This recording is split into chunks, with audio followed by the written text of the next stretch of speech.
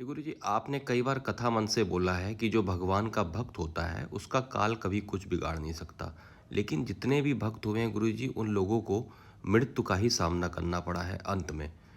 तो मृत्यु तो अपना प्रभाव दिखाती है काल के रूप में। तो सवाल ये है गुरुजी, काल बड़ा है या ईश्वर? जीवन भर हम भगवान का नाम जपते हैं और अंत में काल के गाल में चले जाते हैं। भगवान ने गीता में कहा है, कालो अस्मि, काल मैं ही हूं। तो ईश्वर और काल में पहली बात तो अंतर नहीं करना चाहिए। जब भगवान ने अपने मुंह से कह दिया है कालो अस्मि, मैं ही काल हूं। रह गई बात मौत की, तो काल और मौत में थोड़ा अंतर होता है। मौत माने शरीर का जाना, और शरीर तो जाना ही जाना है। अगर ये रह भी जाए 200-250 साल तो ये सड़ जाएगा पड़े पड़े। तो मृत्यु को काल नहीं मानना चाहिए। काल तो भगवान का स्वरूप है, मैं काल हूं। महाभारत में आपने देखा होगा, मैं काल हूं। तो काल और मृत्यु का कोई पहली बात कोई तालमेल नहीं है। भगवान ने गीता में एक बड़ी प्यारी बात कही है, मृत्युश्चरत में भयात। ये संसार को जो मौत खा रही है, जो संसार को मौत निगल रही है, ये मेरे भय से खा रही है। तो काल और ईश्वर की पहले बात तुलना नहीं करनी चाहिए। काल ईश्वर एक चीज का नाम है।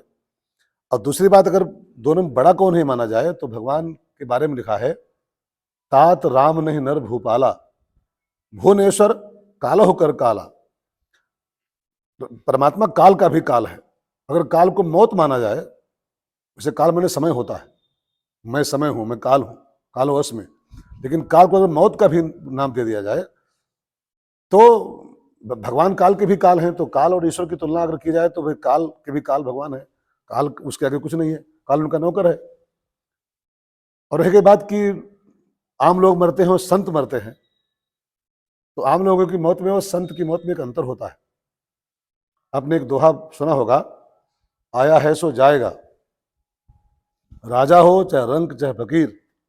लेकिन जाने में अंतर क्या है कि एक सिंहासन चढ़ चले, एक बंधे जंजीर। गए तो परीक्षित भी थे, परीक्षित गए, विमान आया, बैठ के उसमें गए।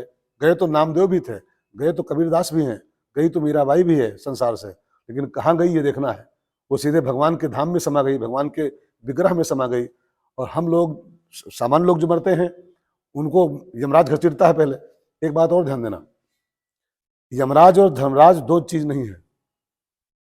एक समाज में बहुत बड़ी गलतफहमी है कि धर्मराज जी अलग हैं और यमराज जी अलग हैं।